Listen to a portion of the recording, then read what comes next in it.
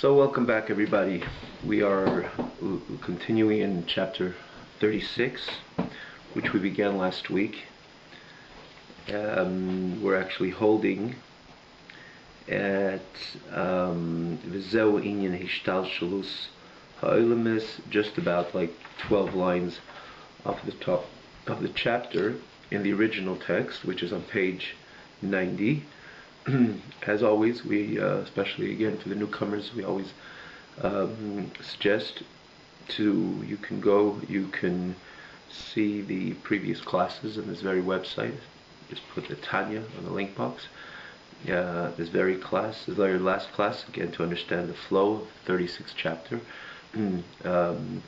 As again, we began last week, and as always, we additionally note of the TanyaOnline.com website, which has not only all the previous classes, but easier access to the previous classes. And again, namely, you can follow there with the text. So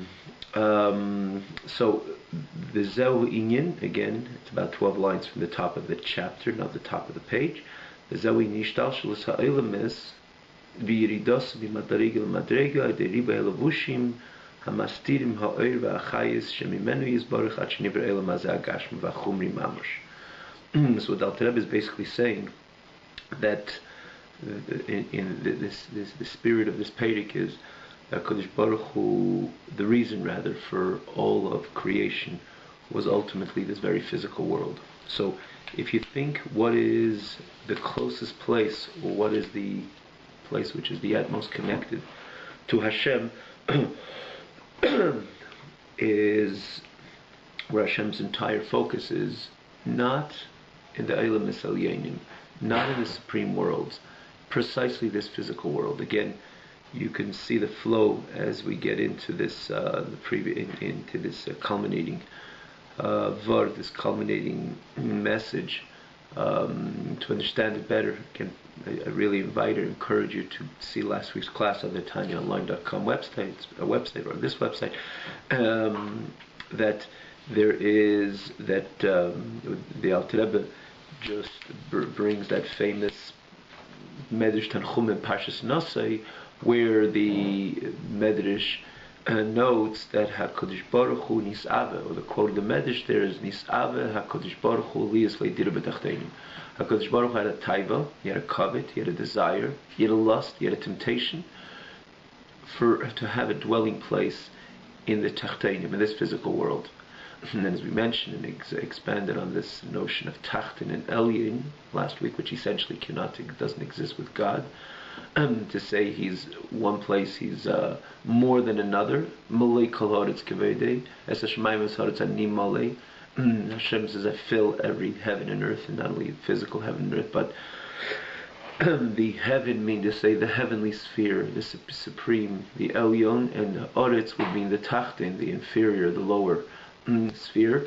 But in this case, it's not only lower, but ein tachta l'matimena, it's the lowest, it's the lowliest sphere and realm, and that's where Kodesh Baruch Hu had a type, and that's where Kodesh Baruch Hu had a desire that to have this physical Olam Hazeh Tachtin's physical world, to have it a Dir B'Tachtenim, to have a dwelling place for himself, a home where he can feel maximally comfortable, and that's the purpose of all creation. So if you think if that's the purpose of all creation, if you think what is for example, Gan Eden, where's Gan Eden, for example, Elam Haba, Gan Eden, Elam Haba, the Elam Elyonim, where do they stand in the picture? So if you think about this correctly, and based on this medrash, that they, Lashon of the Alter Rebbe here, they are very distant from HaKadosh Baruch Hu. They are distant from HaKadosh Baruch Hu because they are, in one hand, they are a spiritual world, a world which doesn't have the confines and finite and the confines and the finite aspects of this physical world. It's a world, for example, of Neshamas Gan Eden. Yet, if you think about the HaKadosh Baruch Hu himself in comparison to these elements, HaKadosh Baruch Hu excuse me, HaKadosh Baruch Hu himself, chas v'shalom, to say that that's where the essence of HaKadosh Baruch Hu is, meaning to say that the fact that you call something an olam, a world, that itself shows on the infinite, not only just the bit of distance of HaKadosh Baruch Hu and that olam, it's an infinite distance of HaKadosh Baruch Hu and any olam, may it be an olam ha'elyon. Hashem is not a world. Hashem is not Gan Eden. Hashem is beyond description. And especially when you say there's a world of Atzilus, a world of Bria, a world of Olam Haba, a world which is a world for the Neshamas, the expression, mere expression of world, shows that there's a concealment and of God, which enabled rather the world to come into existence. Olam lashon helen v'hester. The world has the same. The mere fact that there is a world, may it be a very spiritual, a lofty world, the fact that it has a description, it's called Olam Haba, it's called Gan Eden, it's an Olam, a world as spiritual as it might be. When you say world, God is beyond description. You can't think of anything so diametrically distant when you or two so distant entities like God, which is beyond description, certainly not beyond Olam Helim, Olam Lashon Helim, the Hester world, which world by definition is a world by definition. Again, the term world is concealment of the Creator. That for that matter, that's how it could shape and form itself into a world. Had the Creator been completely revealed and manifest the way He is for Himself, by Himself, or in His full glory and infinity, the finitude cannot exist in the face of infinity. So there's some finitude in an olam, and any olam may be a spiritual olam. For that matter, the fact that it's called olam, and it has its particular presentation, its particular gili, ziv hashchina, whatever, for example, exists in Gan Eden and Elam Ha'el, these Elam Esalyenim, is that itself shows, that itself is the greatest demonstration that is very rochik, it's very distant from Creator. Creator is infinite, Creator is beyond even the description of ziv hashchina, that's Hashem is beyond that. First, for that matter, ziv says it's the ray of the Shechina, means say it's not the Shechina itself. And I'm quoting the Ziv HaShechina from what the Mishnah tells us, that Neshamis sit in Ziv HaShechina. They have ano, they have pleasure from the ray of the Shechina, which again exists in Gan Eden. That itself shows how distant the Gan Eden is from God. It's only the Ziv, it's only the ray of the Shechina. Neni means to say it's something which you can only have ano, something which you can relate to. Can we relate to God in His genuine state, in His infinite state? Impossible. When you say hano neni, mean to say that you have pleasure of something. You only have pleasure. One has only pleasure of something you could relate to. And if you could relate to that and have a no to that, shows that it's very distant from the Creator.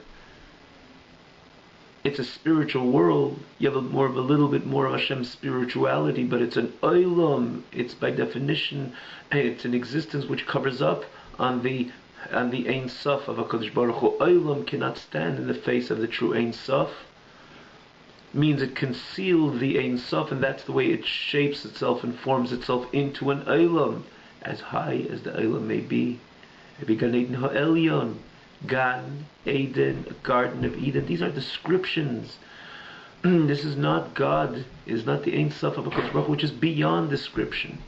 Certainly a description of an Olam, which is again by definition something which conceals the reality of God, or conceals the Ein Sof of HaKadosh Baruch Hu, to say it better. And that's how it be able to form itself in Olam. And again, irrelevant how spiritual this Olam is. So if you look in Gan Eden in the face of HaKadosh Baruch Hu, it's a plunge. It's a nice, beautiful spiritual world, but in the face of HaKadosh Baruch Hu, it's rochik, it's distant. It's a plunge away from HaKadosh Baruch Hu. It's extreme. It's infinitely distant from HaKadosh Baruch Hu. The distance is in an infinite levels, because HaKadosh Baruch Hu is Ein Sof, and this is a Eilam. And that exists again with every single Eilam. It's a Yerida, it's a descent from HaKadosh Baruch Hu. So Gan Eden is an enormous descent of HaKadosh Baruch Hu. La'en kates. What about this physical world? So on the surface you say, well, if such a spiritual world like Gan Eden is distant from HaKadosh Baruch Hu, how much more so this physical world, which it doesn't even allow us to adequately appreciate the godly reality. It opposes, on the surface at least, the godly reality. We are here to introduce a godly reality, challenge and fight and overcome these obstacles and challenges which interfere to the godly notion and godly presence. And this is what our purpose is, to be megala the emes Hashem la'elam, to reveal the true reality of Elam, which is ultimately God. So this is an Elam, if you think about Elam in the terms of Hela v'Hester, concealment and cover-up, and the notion of obscurity on the Hashem Echad.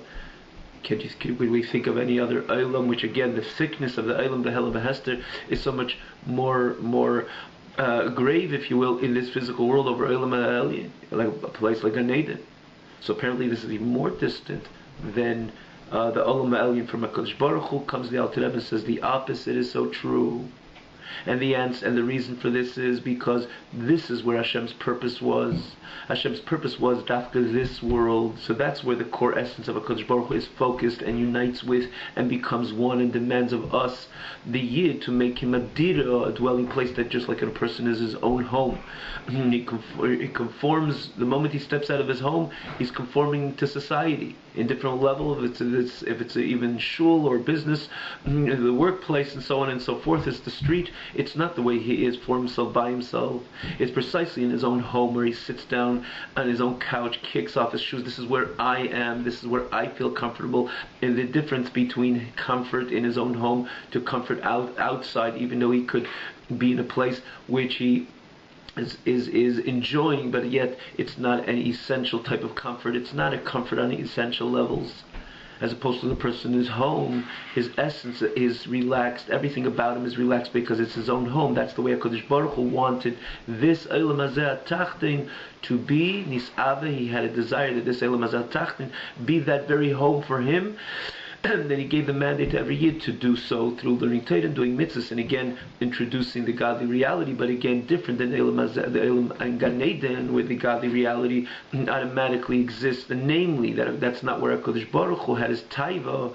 That's not where HaKadosh Baruch Hu had his desire. HaKadosh Baruch Hu had a desire, dafka b'tachteinim, in this physical world. That's where he wants to reveal himself, the way he is himself, for himself, by himself. So this is where the whole Eibishter is.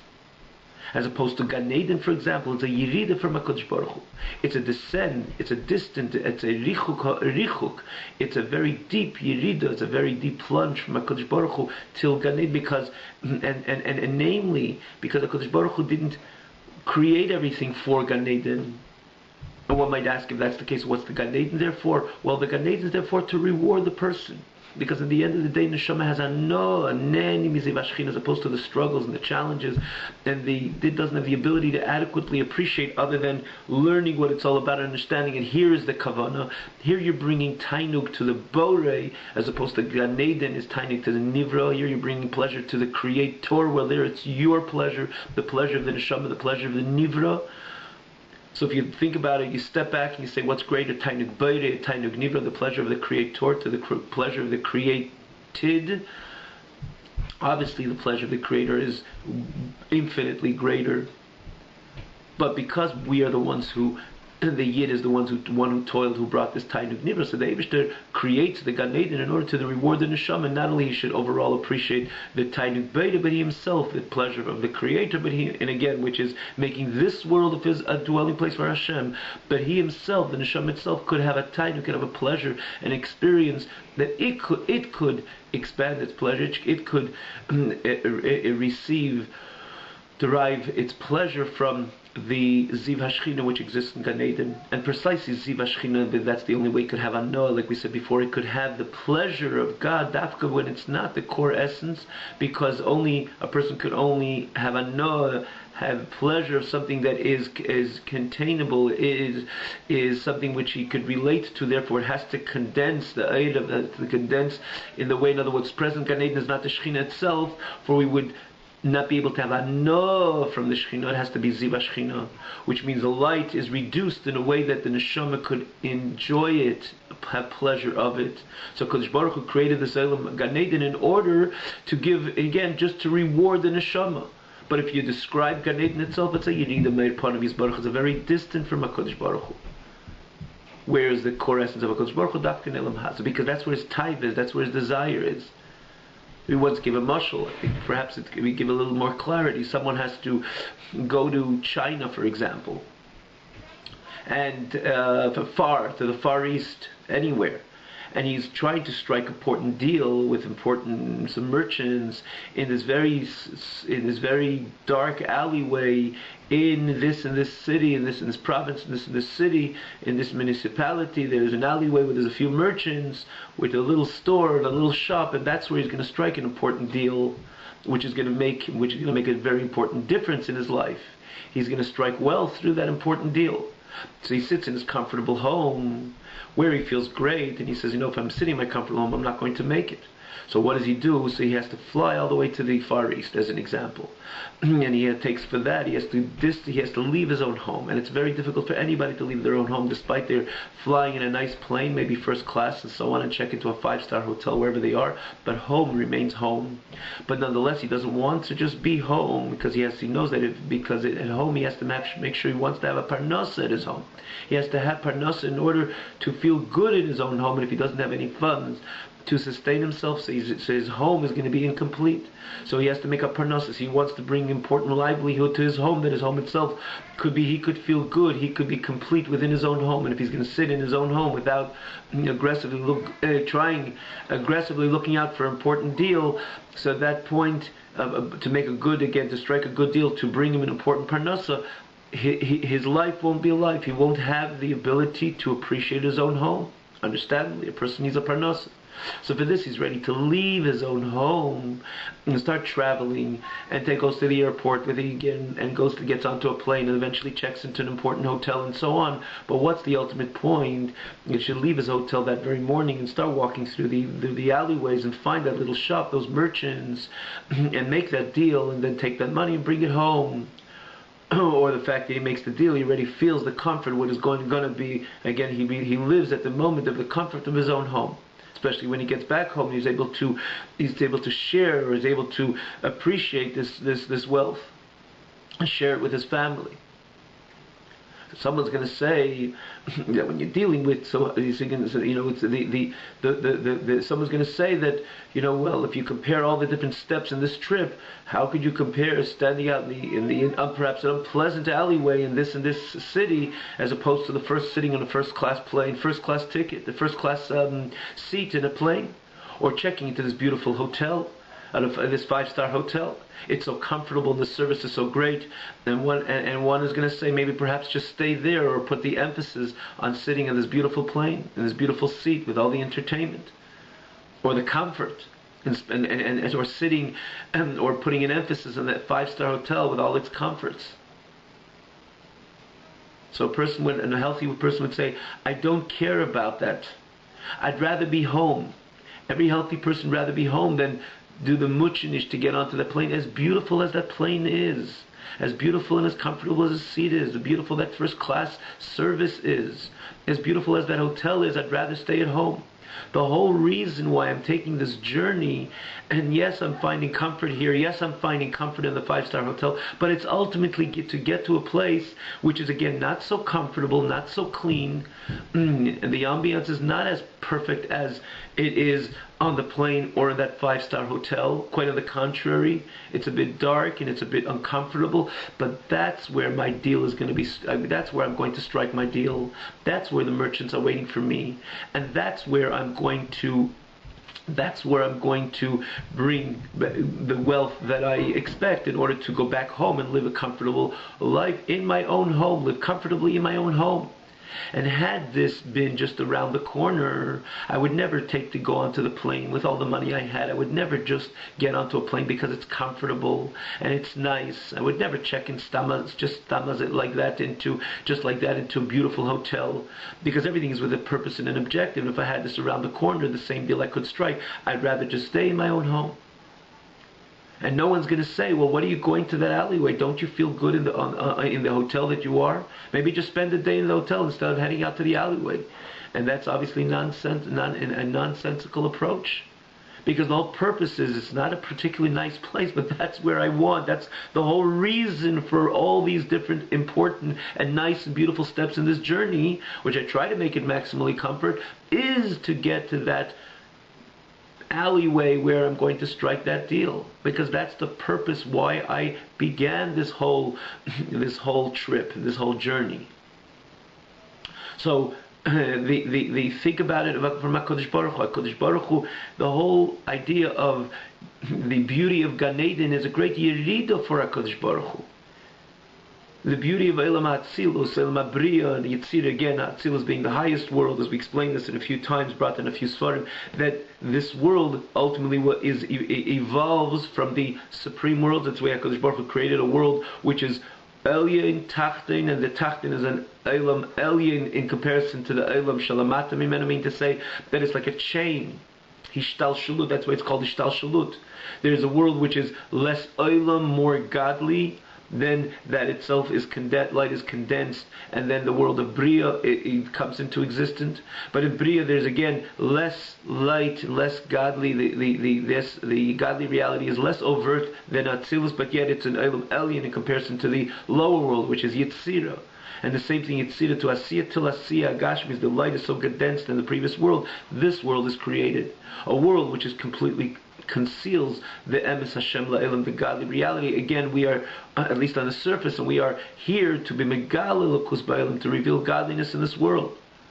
But the world on its own evolves, one world after another, yishtalshalus, till in every world condenses the light and the godly, the obvious godly reality, again in comparison to the level of that world, or based on the state of that world, condenses that. So the world shalamat mimenu, which is ultimately emanated and created from that, has less godliness. Again, like a chain, and so on and so forth, till this physical world was created.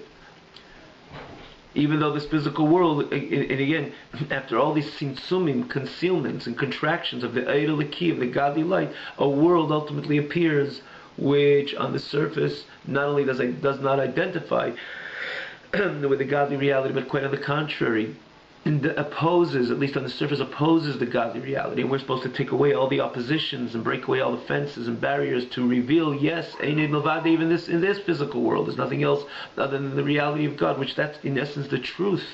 From the perspective of the core essence of God, there's no difference of this world and any Eilam HaElyon. The only thing is on the surface. When you're dealing with revelation here, there is no revelation. Quite on the contrary, there's just Hel and Behester. There's just concealment, and there's just a cover-up of the emes Hashem, of the godly reality. So HaKadosh Baruch Hu ultimately, and where is HaKadosh Baruch Hu's plan? Where is HaKadosh Baruch Hu? Where is HaKadosh Baruch Hu's desire to be? To be here, b'tachteinim. Like the merchant goes through all the steps in order to end up in that perhaps unclean alleyway, because there he's going to strike the deal. The Kadosh Baruch Hu creates all these worlds, supreme worlds, including Gan Eden, which Gan Eden would be in the parable, like this beautiful plane, the first class seat and first class service. It's beautiful. But from the perspective of the original merchant, he doesn't need that. If going away from home is already a yirida, as a descent in his comfort, if you use the same term as descent, it's compromising his comfort. He'd rather be in his own home. He doesn't need to go onto a plane.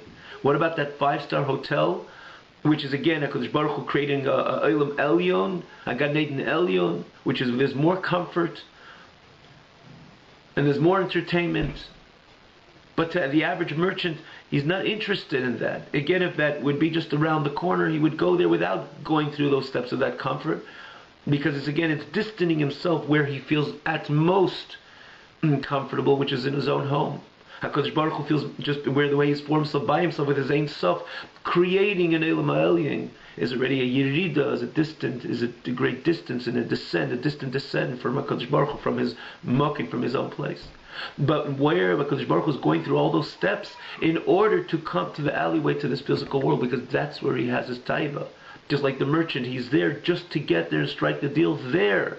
So as much as on the surface, how could you compare that unclean, perhaps, alleyway to the beautiful comfort of the hotel? But he doesn't care about the hotel. He has his ambition, his goal, his objective is to strike the deal precisely in that alleyway, in that little kiosk where those merchants are.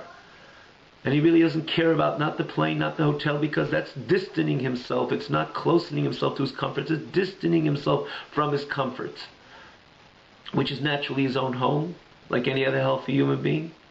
And the reason why he's going there is to enhance, to connect, in order that his home should be a home. Should be a comfortable home. And that's why he's ready to strike the deal. Nis'ava Kodesh Baruch Hu lis le'dira b'tachtenim. Kodesh Baruch Hu wants a dira, dwelling place. Here, that's where he has his mind, his focus. Hence, that's where he is. Where a person is, where a person's thoughts, that's where he is really found. You could sit in a room, but if your thoughts are in a different place, that's where you truly are. How much more so it's not your thought, it's your whole taiva, your whole inner desire is to be there. That's where you are. Nisava Kodesh Baruch Hu lis le'dira b'tachtenim. That's where he is. Similar to the merchant, that his mind, his focus is not to get carried away with anything else, but just to be, again, we're not talking about carried away in the example again with Chas v'Shalom, things which are trivial or even less than that. We're talking about even the spiritual experiences of Gan Eden, which is again the comfort, the plane, the hotel. And again, he knows at 7 o'clock in the morning he has to be out heading towards that alleyway, or towards that city, that town, towards that alleyway. He's a mensch and does everything, but that's where his mind is, not everything else. HaKadosh Baruch Hu goes through the Seder Ishtalshlus in order to create this physical world. Like we said, it evolves from the spiritual worlds. So there's Gan Eden Elyon, which it says again, it's Elam Abriya, Gan Eden Tachten, Elam Yitzira, higher than that, Elam Atzilus. The Eibishter Kavayachal goes through journeys in order to create this physical world. As this physical world evolves like a chain, like evolves from the supreme worlds, again, world after world, each world presenting less godly, the godly reality, at least on this overtly presents less, or presents less, it's more covert. The godly reality is more covert in every Eilam, as it condenses the Eid Eliki, which the lower world, which we created by definition, a lower world, meaning by the term lower means a less of the godly reality. The godly reality more concealed and covert, which makes it an Eilam, that itself makes it an Eilam Tachten. So again, the Eilam Elyon is where there's more, the godly reality is more manifest. The Eilam Tachten, which is not less manifest, and so on and so forth. So HaKadosh Baruch Hu goes through these stages, but ultimately, where is his heart, where is his taiva, is in this Eilam Tachten, in this very physical world. And similar to, so someone's going to say, well, why doesn't he just stop there? Why doesn't he just appreciate the Eilam of Gan Eden? But he's not interested in the Eilam Gan Eden, as beautiful as it is. How could you compare the comfort of a beautiful hotel to standing in an alleyway? But I'm not interested in the comfort of the hotel. HaKadosh Baruch Hu is not interested in the Gan Eden, even though it's a beautiful place. And it's ultimately a place where the neshamas are rewarded. Neni miziv hashchina. But that's not where Hashem's primary interest is. It's nice. The 5-star hotel is nice. And again, the Kodesh Baruch Hu created the Gan Eden in order the neshama to have a no. Because Hashem wants to, Kodesh Baruch Hu mekapeach schar kol beria. Kodesh Baruch Hu says, you toiled, you're going to get the reward, something that you'll be able to appreciate.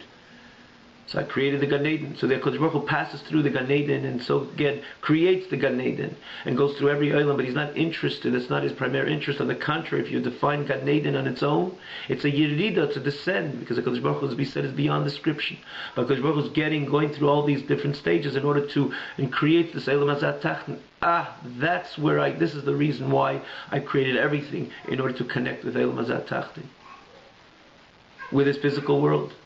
And again, by learning Torah, by the Yid learning Torah and doing mitzvahs, that's where he makes a dwelling place for Hashem. So let's try to see a little bit of the text inside. This is the chain of worlds and their descent from one level to another. to another level, from the many, many garments of Astirim Ha'ir V'Chayis, which conceal the light and the energy from HaKadosh Baruch Hu. Again, level after level, world after world. For that matter, it says in a number of places, and it's quoted, the four elements, the four worlds, Atzilus, Bri, Yitzir, Asiya, then the physical Asiya Gashmis, which is the world we live in, which there isn't anything lower than that. That's the word Tachtainim, because if we could have gotten lower, so it's not Tachten, there's another level of Tachten. This is, as the expression is, Ein Tachten Lamata Menu. There's nothing lower, as we all know it. We can appreciate it. And this is where one, again, where the garments which cover up of the light and the energy of HaKadosh Baruch Hu till this physical world was created, till this physical world was created. And not only Gashmi, a physical world, V'achumni, a mundane, crass world, Mamosh. And Vahu in this world is a Tacht Madrega, it's the lowest in level, Shein Tacht Lamatu, there's nothing lower. And again, we say lower, it's not stories which are lower, a higher Elam, a lower Elam. As we started saying, it says, even though it says a number of places, it says four worlds, just to complete what we just began a moment ago from the four, but it says there's infinite amount of world. And it says there's infinite amount of world, even though again generally it's compartmentalized or it's generalized in generally noted the four world, Atzilus, Bri, Yitzir, Asiya, and then there's physical Elam Asiya. But this is an Elam which is Ein Tacht Lamatu Mimenu, there's nothing lower. Again, not lower in place, in level, but not lower in place, but understandably, as we repeat it time and again, Tachten in a way that Binyan Hester 80 is Baruch, it's the lowest which conceals and obscures the light of HaKadosh Baruch Hu.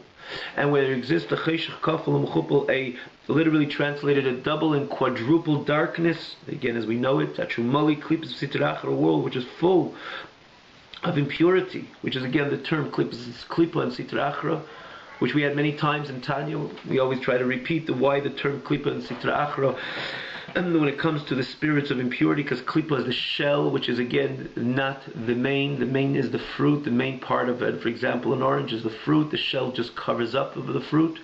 It's something which you throw out, similar to this is the world of impurity, as opposed to the world of divinity. The Sitra Achra, the other side, meaning to say that we don't even dignify with a name. It's just the other side, meaning to say that everything is namely about HaKadosh Baruch Hu, the Kedushas Shel HaKadosh Baruch Hu, the holiness, the sanctity of HaKadosh Baruch Hu. Anything which opposes or stands and presents as another message than the godly message and the godly reality is again, which is the Olam, which is the impure forces, the impure Tumah, the impure forces. Again, we call it Sitra Achra, the other side, without even dignifying with a name, because Mitzad Emes, from the true perspective, there is only one entity in existence, which is Elam HaKedusha, which is rather Kedusha, which is HaKadosh Baruch Hu and his Kedusha and his divine sanctity. That's why we only say Sitra Achra, but nonetheless we know that the world of the spirit of impurity could become very intense and present itself with important presentations, as we all know it. And this is what this world is. It's a world which is dark, meaning to say that the godly light is completely obscure, that is full with klipas and sitra achra, again in the impurity of the impure forces of Tumah. Shein neged Hashem mamosh, they not only stand again in and disturb, that you could identify maybe them easily as a test, as something which HaKadosh Baruch Hu wants us to overcome, but they come many times in full force, and not only that, they stand not only to entice or to draw the person in other directions other than the godly direction, but they stand with their determination, and they make it obvious that Shein neged Hashem mamash, that they oppose God mamash. They mamash oppose Hashem loimer aniva afsi oid, to say I am, and there's nothing other than myself, which is again the narcissism, the ego of klipa, of tumah, which says yes, it's about me and it's not about God, which is again encapsulating the general picture and the general scenario of Elam Hazeh, and we don't need to elaborate, as we all know it. Aniva afsiyed, which is again a term, for example, by Pare, it says Liyodi v'ani asisani, the great ego. Pare with his great ego says, I am the one who created the Nile. You didn't create nothing, you created nothing. You're a pawn on Hashem's chessboard, but this is what Olam Haza is. It says, Aniva Afsiyed, it's about me. The yeshus and the ego, again, embedded into the fabric of Olam Haza. And that's what makes it a tachten she'ein tachten lamata mimenu. Nothing lower than this lowly Olam Haza, and that's where Nisava Kodesh Baruch Hu, that's where Kodesh Baruch Hu had a taiva to come into a world which represents heresy and beyond, and does everything to obscure the Eid Hashem. So it's the ultimate purpose why HaKadosh Baruch Hu allowed himself to drop out of his own domain, similar to that merchant, to drop out of his house and start this journey. So HaKadosh Baruch Hu dropped out of his own domain, his infinite domain, and allowed the concealment of the light in order that even a world like Atzilus, the most supreme world, could come into existence. But it nonetheless, from the perspective of HaKadosh Baruch Hu, is dropping out of his domain, his infinite domain. Atzilus cannot exist in the face of true infinity of HaKadosh Baruch Hu, despite Atzilus is a spiritual world which carries much of the, or demonstrates much of the infinity of HaKadosh Baruch Hu, yet it's an Olam Atzilus. An Olam Atzilus, Olam in the face of Creator. It's a Yerida a infinite distance, an infinite descent from the way the Eibishter Hashem has formed himself by himself in his infinite domain. So why did Hashem drop out of his place? Why did he drop out of his place? And allowed the evolving of one level to the next. Is like, again, the merchant allowing himself to go from stage to stage is it's not for the supreme worlds as spiritual as they are. It's a descend. It's a descend from HaKadosh Baruch Hu's, the light of HaKadosh Baruch Hu's face, blessed be He. As we just said, HaKadosh Baruch Hu is Ein Sof, creating an Olam. Even the Olam is a supreme world. Atzilus is even higher than Gan Eden. Or think about Gan Eden, which is a world lower. Gan Eden Elin is Elam Abriya. Gan Eden Atach is Elam Yitzira. This is a Yerida. This is a great descent from the light of HaKadosh Baruch Hu, from the true light and infinity of HaKadosh Baruch Hu. Similar to the notion that the merchant cares not about the beautiful plane ride or the beautiful hotel. It's a Yerida. He'd rather stay at home in his own living room, the comforts of his own couch in his own living room around his own family. As comfortable and beautiful that plane ride or that 5-star hotel is. And the same thing, it's a Yerida, Kodesh Baruch Hu leaving his infinite state and allowing an Olam, as spiritual as this Olam is, to come into existence. It's a Yerida for HaKadosh Baruch Hu, it's a descent for HaKadosh Baruch Hu. And what's the Tachlis? What is the ultimate objective of Olam Hazat in this physical world? That alley, that unclean alleyway, that little kiosk, which is unpleasant. The environment is unpleasant. But that's why I allowed myself to leave my home ultimately to get there. And in this case, the Tachlis is Olam Hazat Tacht, and the ultimate objective of this physical world. This is what I said in HaKadosh Baruch Hu's desire, at least nachas ruch al fun of Yisbarach, that HaKadosh Baruch Hu would derive pleasure. When a world which is full of Sitra Achra is subdued, and again, ultimately through the avodah of the Yid, the service of the Yid. The Yid is the messenger of HaKadosh Baruch Hu. In the end of the day, not only the Yid, but even the Gentile ultimately carries their responsibility in making this world a domain for God, via them keeping their 7 mitzvahs b'nei 7 Nohai laws, which again, in a different way, they are ultimately part of this master plan. For that matter, every part of creation is part of the master plan. But who is the one who turns the wheel? HaKadosh Baruch Hu gave this holy mandate to the Yid and said, you are the one who's going to lead this whole entire enterprise, and ultimately subduing the Sitra Achra, subduing the impure forces which are so dominant on the surface, they're so dominant in this Olam. And the darkness of this world will be transformed, transmuted to light, meaning that that the infinite light of HaKadosh Baruch Hu will shine and will be revealed in this very domain of darkness and obscurity, in this very domain which Sitra Achra seems to be dominant, and which the world of impurity or the forces of impurity appear to dominate. And not only in one place of this physical world, but in the entire physical world. the entire physical world will be transformed, that the light of HaKadosh Baruch Hu will be obvious in every place in this world, which is interesting. The Alter Rebbe, or the Alter Rebbe says, Kol Ilam Hazeh, because sometimes we say, oh, well, look how I come into my shul, I feel the presence of God. In Yerushalayim, or in a place of kibbutz of Yidden, with Bnei Brak, or Flatbush, Borough Park, Crown Heights, and all these places where there's a kibbutz of Yidden. Despite it's part of Elam Hazeh, it's part of the very fabric of Elam Hazeh, but we brought so much kedusha, we feel the godly presence in every step. And children learning Torah, and Yidden going giving tzedakah, and going to shul, and a minyan, and a shir. True, it's tremendous that we take any city and we transform it, and we make it a city which, again, God's presence becomes obvious. And again, this is via the spirit of Torah and mitzvahs, but there's more so that the Yid could see and identify, because the ultimate objective is not only the knowledge or the good inner feeling of a society aligned with Torah and mitzvahs, but we're able to see literally eye to eye with HaKadosh Baruch Hu, which is one of the promises of Mashiach. Ki ayin bi ayin yiru, we'll be able to see the godly reality with our own physical eyes.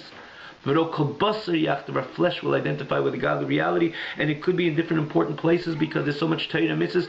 We're more in tune, and again, how much more in tune can we be? There's no limit for Hashem as Ein Sof. We could again try to find and seek and search till again we identify not only the good spirit of Torah and mitzvahs, but literally to see eye to eye with the godly reality, which is the ultimate objective and purpose of HaKadosh Baruch Hu. But Alter Rebbe says, Kol Elam Hazeh. It's not only that one place, it's every single place in this world. If you travel to China, there has to be a place to China, for any city in China, for example, the Far East has to be completely the place where you feel or you can identify with the same Kedusha, like in the place where you are in any of the above mentioned cities. And same thing if you're in any state, in any province, in any country around the world. Hashem says, I created the entire world, and I want the Kol Elam Hazeh Kulei, the entire world, to be transformed to a place where the Eid Hashem could feel comfortable, like man is comfortable, is in his own armchair, in his own couch, in his own home. Hashem says, I want the entire world to be a place, a home for myself, where the Eid Hashem could be felt Kol Elam Hazeh Kulei, in the entire world. And this is the objective. And he says, more so, because that's where I am. That's where my heart is, and that's where my taiva is. So ultimately, my connection to this physical world is much greater. Not only much greater with measurable, with a measurable bar, infinitely greater. That's where I am. This is what I want, says Hashem. It's like someone say, where do you more you're happier, on the plane or when you struck that deal? There is no comparison. I'm there. I went onto the plane and checked into that hotel just to strike the deal. There is no comparison. So where is HaKadosh Baruch Hu? The HaKadosh Baruch Hu is precisely in this physical world when the job is done or is being done, that the world is being transformed, the darkness of Elam Hazeh being transformed to the light of HaKadosh Baruch Hu. That's where HaKadosh Baruch Hu is. His whole core essence is there, because that's where his taiva is. Not only his machshava, but more than his machshava, that's where his whole desire is. That's where he is. And that's where he is. Consequently, that's where he is even greater and more present, or more connected to, more than the way he is in Gan Eden. For that matter, in Gan Eden, we use this, go to back to the same term. Nenin, what part of HaKadosh Baruch Hu is in Gan Eden? Only the Ziv HaShechina. It's only the ray of the Shechina. The essence of the Shechina is not in Gan Eden. Where's the essence of the Shechina? Down here in this world, because that's where the Eivishter is. That's where the Hashem's Taiva is. When you open a Mishnah and you do a mitzvah, or you learn Torah and you do a mitzvah, that's where HaKadosh Baruch Hu, that is HaKadosh Baruch Hu. That's the Shechina itself. It's not the ray of the Shechina. It's the Shechina. So why don't we feel it, and why aren't we consumed to that infinite presence of HaKadosh Baruch Hu? That's the Shechina itself. And even Gan Eden, the neshama cannot come in with a body; has to be divested of body, because the great light which exists within Gan Eden. And yet we say it's just the Ziva Shechina. Here, if it's the Shechina itself, how come we couldn't exist? But that's the way HaKadosh Baruch Hu established in order for us to exist as human beings. And again, the Neshama also entering into a Guf Tachtoini, which means an inferior type of body, because HaKadosh Baruch Hu wants it via not only in this physical world, but again, via the world, via the Yid Neshama, not divested from body, but invested in body, which the body again becomes Tachton in comparison to his Neshama, and that's where the job is done. So Kadosh Baruch Hu, it says that I'm going to turn off a bit of the light that you should be able to exist, just to do the job, but irrelevant, the whole essence is there. For example, someone's going to have a chest full of gold worth $1 billion or millions of dollars, but he needs the lock. He knows it's all in there. It's just locked up. It's just closed. And someone's going to say, or you're going to take that, or you're going to take $50. $50 is a $50 bill. You can go buy yourself a nice lunch, or go out to a restaurant. Here you can have a great anah. Here you don't have the anah because it's the millions of dollars are locked in. Every healthy person would say, just give me that chest of gold and silver. It'll open up one day. We are going to see eye to eye with God one day. Ayin b'ayin yiru. How will we exist? Again, the Alter Rebbe deals with it later as well. But I know that the whole core essence of HaKadosh Baruch Hu is there, and it's precisely here, not in Gan Eden. There it's only Ziva Shechina, the Rei of the Shechina, like the Lashon in the Mishnah. As opposed to here, it's the Shechina, the essence of HaKadosh Baruch Hu. And that's what he says, B'yeser Se'ez, with greater intensity in this physical world, with greater strength, B'yisrin ha'er mina cheshech, and the great light comes precisely from the darkness, which is again a pasuk which Shlomo Melech says, I see the Yisrin ha'er, the great light, as it comes as a result of the darkness. Just ki Yisrin ha'chochma min ha'sichlus, like you see the wisdom from the opposite of wisdom, which is sichlut. And so the Shlomo, which has so many different pirushim, again, that we are able to appreciate the light from the darkness, or when the darkness, in this case, the translation is when the darkness itself.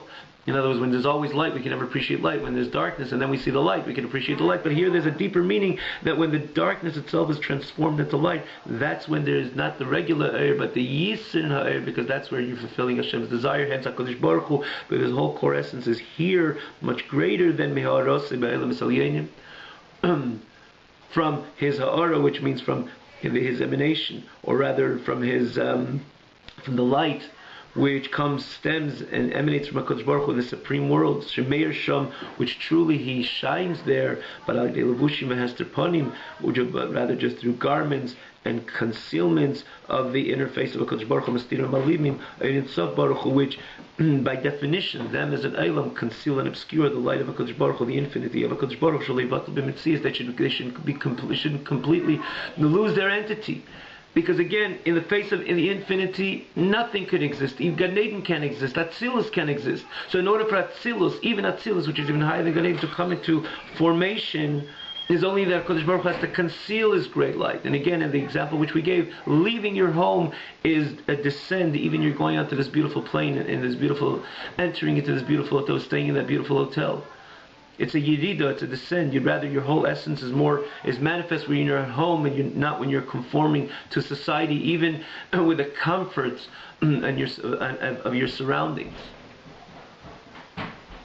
And the same thing, the whole formation of an Olam Elyon is, by definition, the fact that it could become an Olam is that HaKadosh Baruch Hu removed his Ein Sof, removed his infinite light, because in the face of HaKadosh Baruch Hu's infinite light, you cannot have an Olam. So it's a Yerida. But if that was the objective, it would be fine, but it's not the objective, so you're cut off from both ends. On one hand, it's a Yerida, and the other hand, it's not the objective. Again, it's not the objective of the plane or the hotel. A Gan Eden is not the objective. What do you remain with? You remain with a world which is distant, distant from HaKadosh Baruch Hu. As opposed to Eilam Hazeh Tachton, even though this is, again, when you look at the chain, the evolving chain of Eilamness, of worlds, this is the lowest. And again, similar to the example which we gave, you cannot compare the beauty and the ambience in this beautiful, beautiful hotel to that, again, we use the word unclean, perhaps, maybe even worse, type of alleyway. But that's where the objective is. That's where the person's soul is. That's where this person's heart is, to strike the deal there. This world, even though by definition it's a lower world, so you have the Olam, the notion of Olam, more intense, which means And that's why we see the results. The notion of Olam Halavasa, the concealment of the Creator, is greater, more intense in this world. That's why we see the results. You have a world which is full with Klipin Sitrachas saying Aniva Afsiyed. A narcissistic world, a world by definition with such great ego, denying the very oneness of Hashem, which is its own, in only sole existence. So you see over here the great Yerida, another step of a Yerida, of the notion of Olam, meaning to say the concealment of and the obscurity over the Eir Hashem. But the advantage is that this is where the whole Eivishter, this is where the whole this is the whole purpose of creating every Eilam. That's the objective of God. And Yisava Kodesh Baruch Hu, he wanted, his heart is there. So if his heart is there, that's where he, and we say he means his whole core essence, the Ein Sof, the core essence of HaKadosh Baruch Hu is precisely in the Eilam Hazatachtin, as in the parable we just gave. That's where the person's heart is. It's a strike a deal precisely there, even though on the surface it's so different than the previous conference that he had. So that's what you have again. That's what Dr. Rebbe says. B'yeses that ultimately HaKadosh Baruch Hu was here, even greater and higher, or rather much more connected on core essential levels than the Eilam Esel Yenim, the supreme worlds. Have a wonderful night.